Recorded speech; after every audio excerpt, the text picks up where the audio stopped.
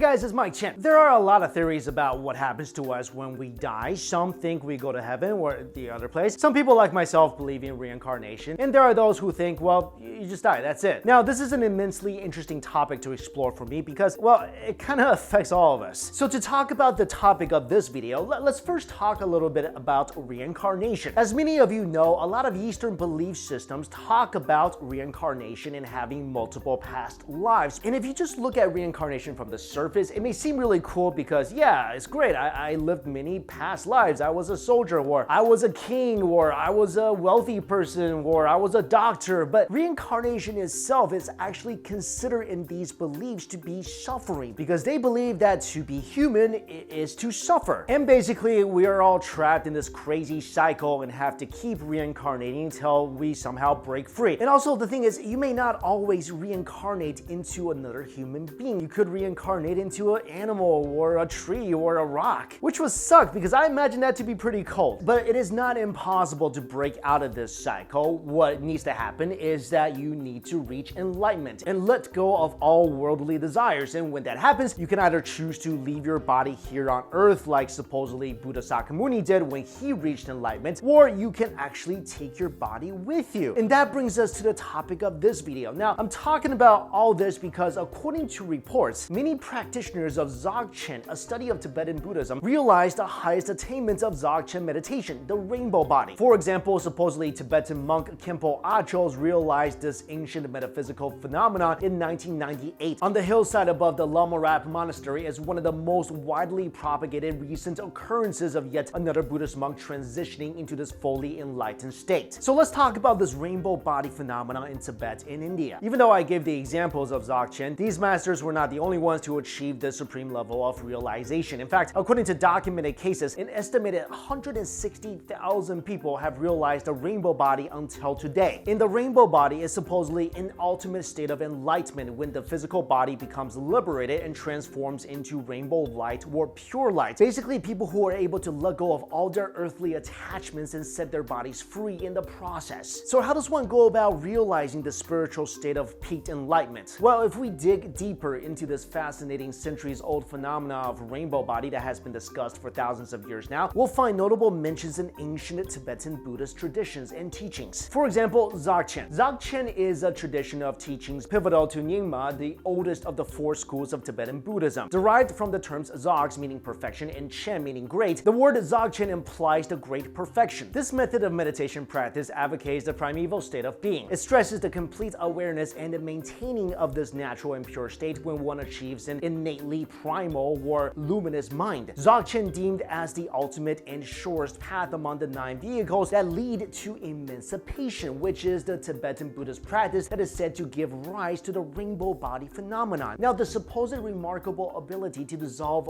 one's physical body into a luminous form marked by energies of pure light is one that entails relentless years of meditation, practice, and nurturing of loving thoughts among others. However, to realize such an enlightenment state, one must be able to fully liberate his or her body, following which the person's mortal form disintegrates and transitions into light. Interestingly, it is not just at the time of death, but also before one's departure from life that one may undergo this incredible transfiguration. Different religious and philosophical traditions have attempted to explain the rainbow body in their unique ways. For example, Islamic mysticism illustrates it as supra-celestial body and the most sacred body. The phenomenon has earned the moniker of the diamond body as described by the Taoists. Egyptians call it the luminous body or being, while tantric teachings mention it as the divine body. So what happens during the realization of the rainbow body? Supposedly, the rainbow body phenomenon manifests itself in many forms. It may be characterized by the total disappearance of the physical body or through its partial transformation. In the case of the latter, the body shrinks dramatically in a way that it can fit inside a small box or casket. The entire process of physical dissolution spans across a week and may eventually culminate into a light body or atomless body state, in which case the body converts into one of light and transcends. It is also said that in the weeks leading to this state of total liberation, some Buddhist masters are also able to perform extraordinary miracles, such as engraving their handprints and footprints on rocks and cave walls. And as much as you may find all this stuff just insanely incredulous, this is very well documented in many Eastern teachings, and in one documented case, hand impressions are visible outside outside the Asura caves, even today in Nepal, traced to an 8th century Indian Buddhist master. In a much more recent case, one of Tibet's most well-known meditation masters, Lama Akyuk Rinpoche, attained his rare type of spiritual realization. It is said that when he passed away at the age of 84, his 5'10" tall body transformed into a figure that was approximately 1 inch in height. Such shrinking of his body indicated his realization of the small rainbow body, a state when one's body does not completely transform into light, but instead contracts significantly. Another case was documented by Catholic priest Father Francis V. Tiso, who documented Gelugpa monk Khenpo Acho's realization of the rainbow body. He corroborates the sighting of a rainbow over the monk's house a few days before his death. He further describes how the monk's body began to metamorphose after his death, assuming a youthful appearance and turning shiny white, even as it continued to grow smaller progressively. And after 7 days of Khenpo Acho's death, there were no remains of his body. All that was left of his existence was a pleasant aroma and dozens of rainbows appearing as if to commemorate and celebrate the holy monk's attainment of enlightenment. And I know this may sound really bizarre to some of you, like, wait, how can a body just turn into light and disappear? But this is actually a very well documented phenomenon, especially in Buddhism. And if you guys want more information about this, I'll put some reading materials for you in my description box below. And also what's really interesting and extremely bizarre is that many Buddhist texts actually says that Buddhism goes way beyond human civilization as we know it today, as far back as millions or even billions of years. So if you guys want to know more about prehistory, definitely check out my last video about a footprint that was said to be hundreds of millions of years old. And I'll put that link for you right here. All right, guys, thank you all so much for watching. See you later.